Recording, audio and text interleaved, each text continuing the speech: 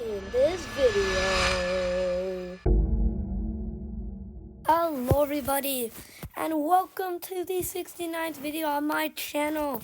Another advanced geometry / trigonometry video. So that's about it.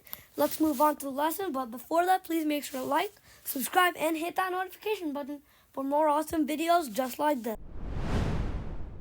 Today's video, we will be covering a little more detail and a little more mathematical representation of the four transformations in the coordinate plane. So that's really about it, and let's actually start with the simplest one, which is translation. Now, if we have a point, let's say this point is x comma y, and if we move this c units up and d units right or left, what we have is x plus minus c, y plus minus d is the new point when you translate something.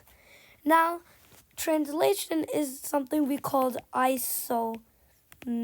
Now, isometric is when you preserve the shape and size of the entire figure. So let's say we have a rectangle over here, and then we have this. So we have a rectangle like this, and then we translate it. It's going to be the same shape and size, just a little bit different just a little bit different position. So yeah, that's about it for translations. And now let's move on to dilations. Now, the reason we're covering reflection and rotation last is because they are a little more complicated. So, a dilation, so what happens in a dilation is if you scale them up. So, if we have x comma y, if we have a dilation, this will become cx comma cy, and for a figure, all the sides are going to be multiplied. Now, if the center is not on the origin, let's say it's at a point A comma B, so what you have to do is you have to do x minus A, y minus B, well, c times x minus A times c times y minus B, c times x minus A, comma, c times y minus b, and then plus a and plus b in order to get the full thing, because if it's not centered around the origin, using each individual point is going to be tricky unless you do this. Or you could just scale up all the sides if you're using a figure. So, now what we have to do is determine whether it's isometric or not. And the answer is it is not isometric since it's not the same size. But it does keep its orientation as it doesn't rotate across anything. So that's about it for dilation. The next one we're going to use is reflection. Now, reflection is a little weirder, and it's where things start to get slightly more specific. And what we have for reflections is a little interesting, as instead of just having it be one way or another or translating, what we have is something a little different as we're reflecting it. So, in the last video, we already covered if we have a shape, like let's say this rectangle, and we reflected across either the y-axis or the x-axis, the x-axis or the y-axis, but there are also other situations.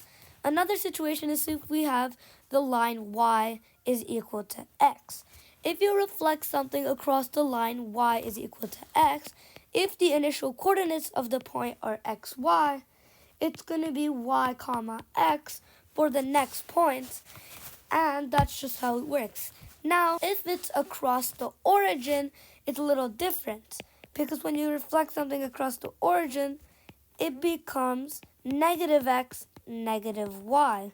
So it's important to realize these two things, and it's just pretty interesting overall. But yeah, it is quite important to understand this, as not all problems are going to be exactly over the x-axis or the y-axis, even if you're not doing advanced geometry or advanced trigonometry.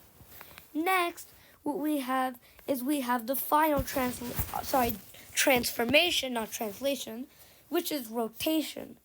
Now, rotation is probably the most complicated as it involves multiple figures and many more things.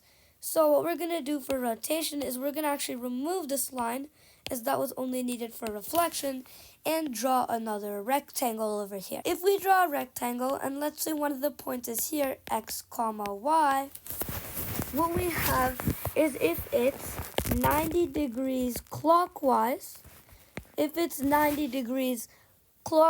what we're going to have is, let's say we just have 1 comma 0 to make it simpler.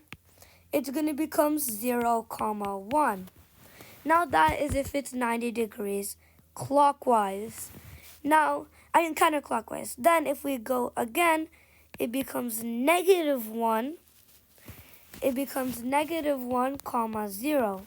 So, judging by this, the overall formula is going to be negative y comma x.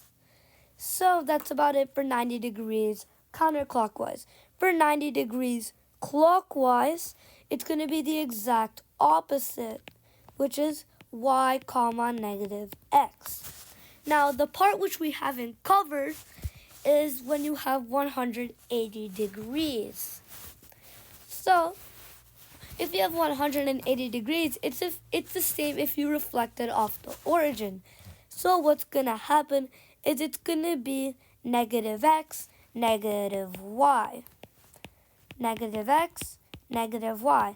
And that's about it for rotation. Now, for reflection and rotation, both of the transformations are isometric, but they don't preserve orientation unless for rotation you rotate it by a multiple of 360 degrees. So that's about it. Thank you so much. See you in the next one, and bye-bye.